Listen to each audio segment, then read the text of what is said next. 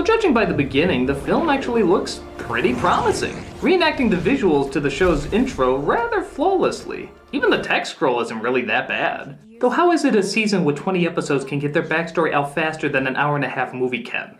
The Avatar was the only person born amongst all the nations who could master all 4 elements. And then 100 years ago, he just disappeared. But sadly, we witnessed the greatest weakness of any Shyamalan film. They start talking. My brother and I live in the Southern Water Tribe, which was once a big city. Food is scarce. My brother and I often go hunting for food. Yeah, way to use food twice in the same sentence, Academy Award-nominated writer. Our father's off fighting in the war. My mother was taken prisoner and killed when I was young. This bore bending you're witnessing is being performed by siblings of the Water Tribe named Katara and Sokka. And yes, the climate is looking much whiter than usual, and I don't think taking away the snow is gonna fix that any. This is curious, as in the show, Katara and Sokka definitely seem to have an Inuit design. And that makes sense, their upbringing is very similar to Eskimo culture. Strangely enough, the rest of the village seems to have this down, but with these two, I think Kathy Bates from North was a more convincing fake Eskimo.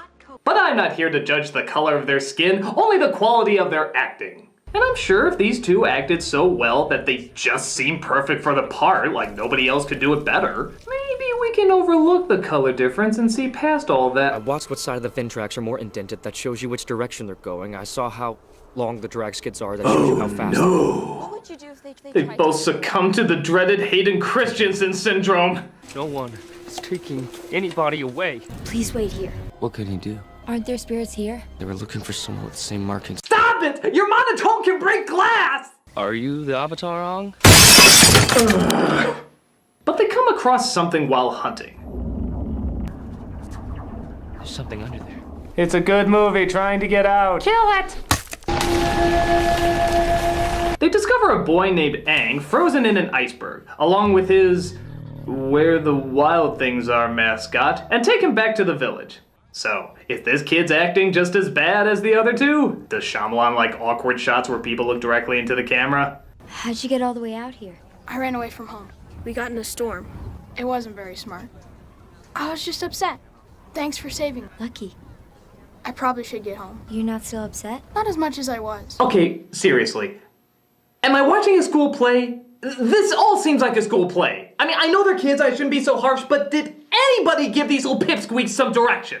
Maybe Sokka, the funny and inventive wisecracker who always has a ton of funny lines in the show, can lighten up the mood. What would you do if they tried taking me away? I'd kill them all. They prey on the weakest towns and villages. So Sokka! Please don't do this. There must be another way. Fire Nation is following us. If we make a wrong move, they'll catch him. I'm sorry, did they confuse funny and inventive with constipatedly angry all the time? He's the biggest stick in the mud the movie has to offer. And that's saying a lot. There's a lot of sticks in the mud in this movie. They're on a ship. We'd need a miracle to catch them. I know you think everything's going to work out, but I don't. Oh, Jesus, boy, lighten up! You look like you're gonna shit out a soap opera every time you're on screen. Can't be a coincidence that we break him out of the ice, light shoots into the sky, and then fire shoot with their machines. But things heat up when the evil and sinister Fire Nation arrives. Oh, we blow, we blow. Oh, we blow, we blow. This is Prince Zuko, a firebender who is looking to capture the Avatar so he can be unbanished and get his honor back from his father the king. In the show, the father burned almost half of his face off. Here, I think he forgot to put sunblock under his eye or something. I'm taking you to my ship. If you don't come, I'll burn down this village. I'll go with you. Another interesting note, in the movie, the Fire Nation seems very Indian or Middle Eastern. Another curious choice, as the show had a much heavier lean towards Japanese. In fact, their skin was lighter than our main heroes. And here, it kind of seems perplexingly reversed. I don't want to make an unnecessary racism argument, especially seeing how an Indian man directed this, but I will let out a very concerned and very troubled, huh? But hey, if you can't see the obvious similarities between the movie's designs and the show's designs, clearly you haven't drank enough cactus juice. Zuko comes and takes Aang away. Thus, Sokka and Katara decide they have to go after him. Why? Well, again in the show, it's because they formed a strong, unbreakable friendship with him. They spent time getting to know him, warmed up to his offbeat personality, and found they couldn't let an innocent that they've gotten to know so well be tortured by the Fire Nation. But hell with that bullshit. Let's make it more like that stray turtle you found on the curve of the road. We found that boy. He's our responsibility. We should fight. I promise I'll feed him and take him on walks. But their grandmother reveals that Aang is in fact the Avatar, the only one who can master all 4 elements and communicate with the spirit world. Aren't there spirits here? Yes, there are some spirits that live hidden among us. Sure, they're watching us with great sadness. Or maybe that's the audience. Either way, great sadness. Zuko and his uncle Iroh give Aang a test and see that all the elements gravitate towards him. Even though this never happens anywhere else in the movie, but screw it. We have a hastily rushed escape scene to film, which in the series demonstrates quite clearly how the firebenders do everything in their power to stop them. But here, they just kind of blankly stare at them getting away. But if blank stares could kill, they still probably get away. Oh, and you ever wonder how he was frozen in that iceberg to begin with? Well, once again, the original ingeniously tied in both backstories of Zuko and Aang together and showed that upon his discovery of being Avatar, he couldn't take the pressure and ran away, being pushed to the brink of despair and froze himself before drowning in the storm. Many consider this to be the best episode, seeing how it shows the similarities between our hero and our villain.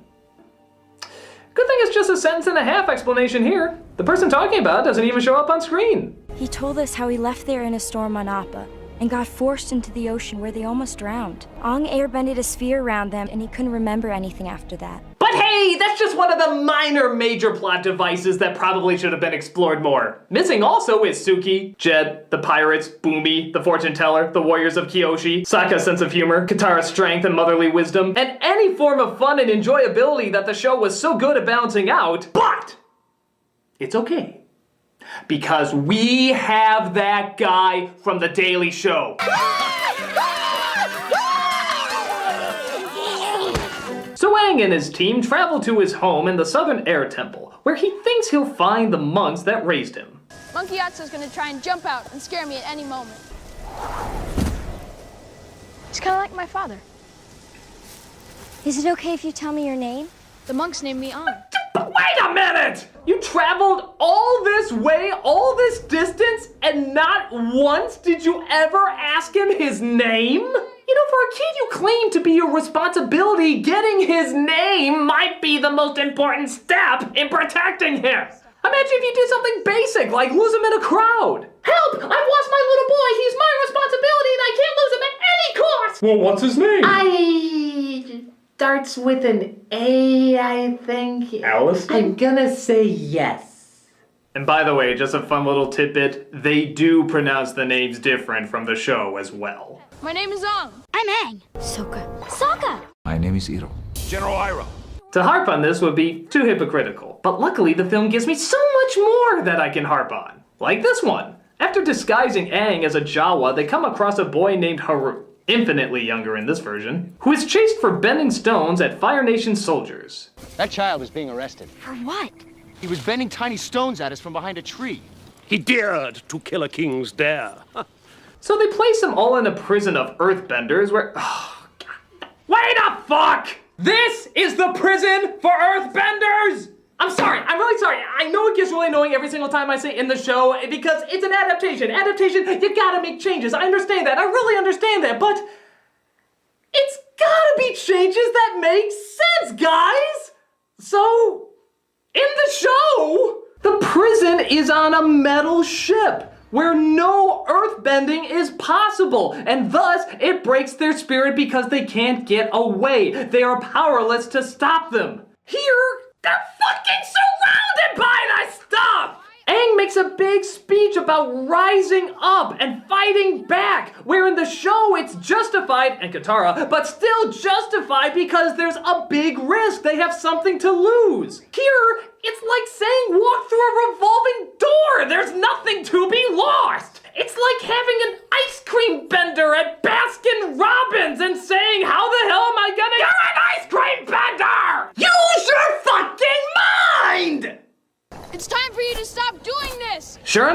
they do start fighting back, and it's about time. I want to see some badass earthbending effects brought to life by some state-of-the-art effects.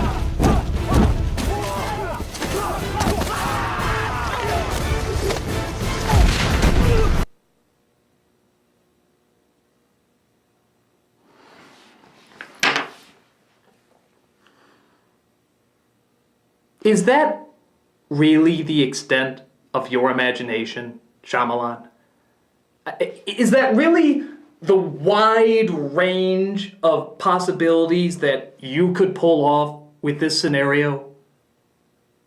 Earthbending. Earthbending. Taking the elements of Earth, the fucking planet, and bending it to your will. And this is the poor fuck-ass piece of shit you could come up with. Okay.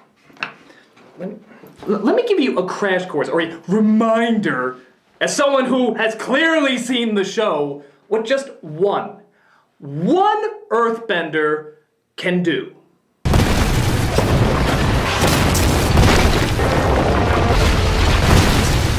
One. That was all one earthbender in every single one of those scenes. Now, let's see what 1, 2, 3, 4, 5 of your shitty ass earthbenders from your piece of fuck film could accomplish. I'm a little teapot, short and stout. Don't worry, guys, I'll get him. Take that. Now, just as a friendly reminder, this is what 5 guys could do in that other show you claim to be such a big fan of.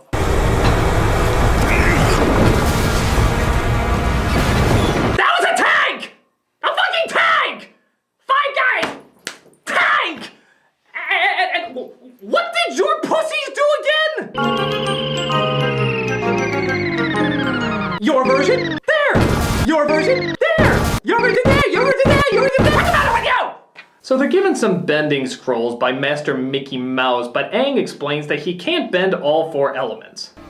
We should go visit some of these towns, Aang. I need to tell you something. I ran away before they trained me. Lay off the close-ups, guy! He looks like he's transforming into Paul Giamatti! Christ, you can practically see their breath on the lens, they're so close! Water comes after air in the cycle. Air, water, earth, fire. They decide now to finally go to the North Pole to have the Great Masters teach him waterbending. Meanwhile, Commander Chow, I guess, is talking to this other guy who puckers his lips so much I swear he's waiting to be kissed by him. Our spies have discovered someone claiming to be the Avatar. They describe him as just a boy.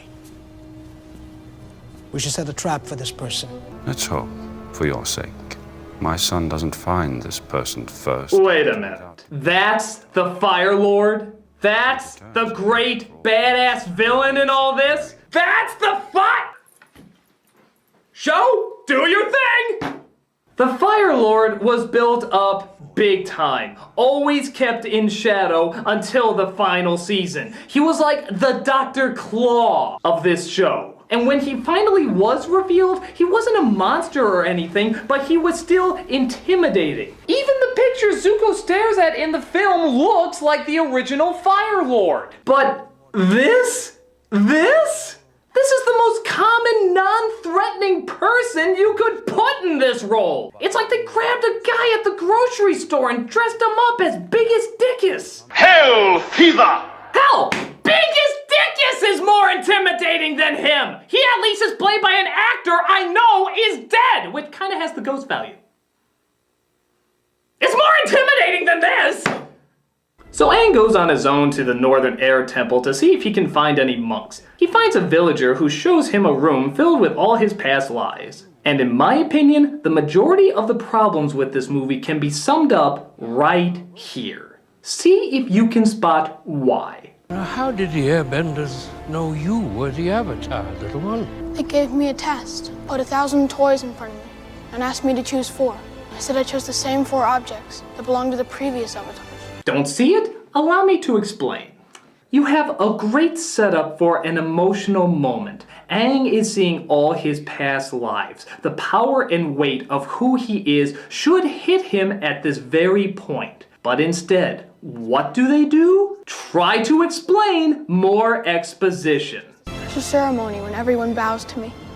That's when I accept my role as the Avatar. But when everyone bowed, I didn't bow back. And that is the problem. Whether you're aware of the show or you're not aware of the show, the movie is all explanation with no humanity. Why do you think they waited 20 minutes of the film to ask him his name? Because that's not what was most important to Shyamalan. The identity? Who gives a shit? It can't be nearly as important as explaining. As you know, I conducted a raid on the Great Library, which most said didn't even exist. And explaining. There are really powerful benders in the Northern Water Tribe. My dad told me about it before he left. And explaining. It has been confirmed that he's traveling north. It is my strong belief that he is traveling to the Northern Water Tribe. And explaining. If we keep them to the courtyard in the marketplace till night falls, I don't fucking care! And you know why? Because I never once heard anyone in this movie say, I feel this, or I like this, or I wonder this. There are no emotions being addressed. Traditional storytelling is setting up a character, sending them on their journey, and learning more about them through their journey. Last Airbender is just chess piece storytelling. Character goes here, character goes there, character says this, pawn to king 4. So in this scene that should have been the emotional pinnacle of our main star, it's just more explaining about what happened rather than why it happened. So you pardon me if rather than be concerned when the villager betrays him to the Fire Nation, I ask that you remind me what you revealed about him that's worth giving any investment whatsoever. This isn't me being angry that it's different from the show. This is me being angry that it's missing the most essential element of telling any story. If the character can never express any emotion, why should the audience ever express any emotion? But yes, while we're on the subject, that does make this possibly one of the worst adaptations of all time. A show that created such memorable characters, characters you almost believe were real, you wanted to be real, you wish they were real. Being portrayed as the most stock, boring, empty vessels of just explaining more plot is about as insulting to an adaptation as you can get. By God, it's one of the few times I'm glad the characters I love so much aren't real. Could you imagine them actually seeing how they would be represented in movie form? I fucking cringe. I saw how long the drag skids are. That shows you how fast they're going. This is pathetic! My jokes are way funnier than this! The scroll we had was proving to be helpful. Aang was practicing. Well, that's just silly. I don't sound like that. I left a few days ago. You're lying! I don't do that! That's not what I'm like! Who are you? What's your name? They make me look totally stiff and humorless. I ran away from home. We got in a storm. I was just upset. Thanks for saving me. Lucky. I probably should get home. You're not so upset? Not as much as I was. Horrible, I'll say. No kidding. You said it. But the effects were decent. Thus we continue with our Season 1 Wikipedia recap as a character called the Blue Spirit breaks him free and they fight their way out. I smell a Shyamalan long overused tracking shot coming up.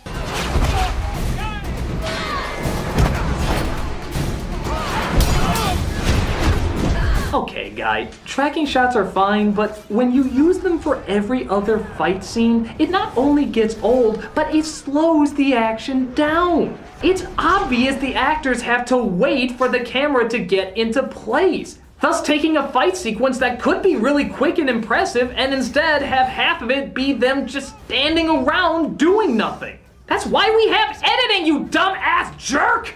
If part of the shot didn't work or was hard to see, you edit it out. But here, screw it. I just want to show off that I could do this in one shot. Okay, great. You can do it. It looks cluttered, slow, and incredibly awkward, but fuck, you could do it. Give that man a tediously obnoxious directing award. I think it's the same one that went to this person just a few years earlier. Why are you doing this? Who are you?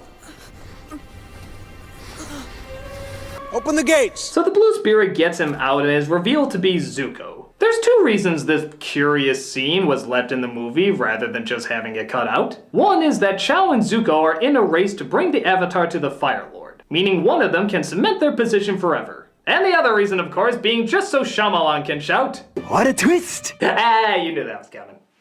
You think my son is this person the soldiers are calling the Blue Spirit? Yes. I recognized his mouth. Actually, to the film's very little credit, Chao, Zuko, and Iroh are probably the only decent actors in this film. They perform their parts well and probably have the closest thing to emotional moments this film could muster. That is, before it's cut off needlessly for more exposition. Now be sure to keep your uniform closed up to your neck. And remember, your cheek can warm you. I know, Uncle. By the way, nephew, as your uncle, I care for you very much. Oh, more story, sorry, more story. So Aang and the team finally make their way to the North Pole, and, oh god, is this it? This has gotta be it. Please tell me this is it. Oh my god, it's even more phallic than I imagined! The stories were true! Gaze into the holy grail of comedic possibilities! Oh my god, there's too many jokes to choose from! Oh, which one should I go with? This one! Hey, what did she use for a headband? A censor bar? Oh, magnificent! So in the show, Sokka and the Princess of the Northern Water Tribe form a very powerful friendship, eventually resulting in a romance that would ultimately end in tragedy. Let's see if the movie does too. My brother and the princess became friends right away. And that's all you need! Yes, all the emotions and character developed can just be summed up in that one sentence. God, Shyamalan's writing knows how to cut the fat of all that pesky caring. God, why do we listen to all that pesky talk in Hamlet when it could have been summed up with... The prince didn't like his uncle. Hijinks ensued.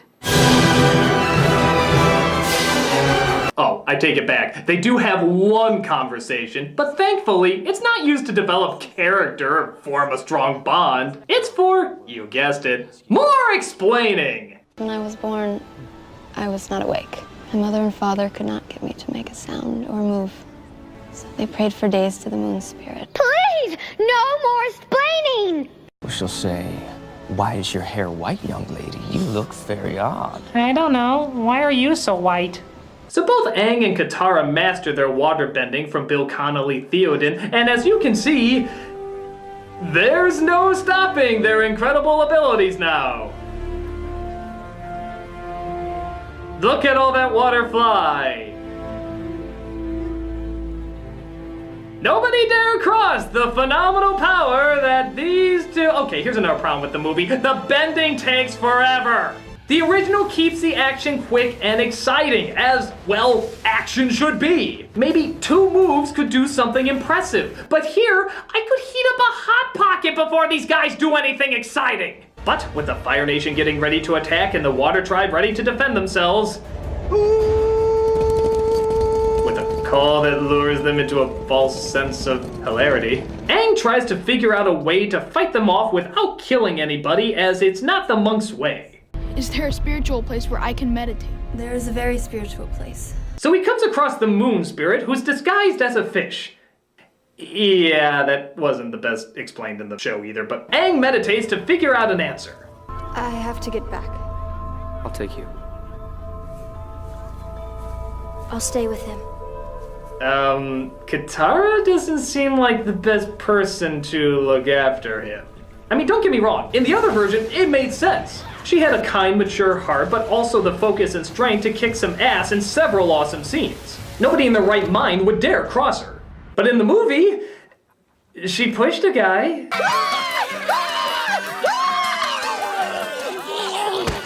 Well, maybe she'll finally be allowed to show her real strength when Prince Zuko comes and tries to take Aang away. And seeing how she made it very clear how Aang is her responsibility, she's gonna do everything in her power to make sure nothing happens to him. And you suck! Katara and Sokka, as useful as no smoking signs in college.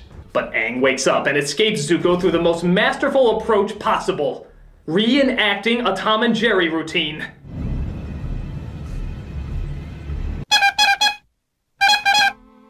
But things go awry when Chao finds the moon spirit and kills it, destroying not only the moon, but the tribe's barely impressive waterbending. You have been anointed by the moon spirit. He gave me life when I was a child. Then there's still a chance. But since the princess was given part of the spirit to save her, she sacrifices her own life in order to put the moon spirit back in its place.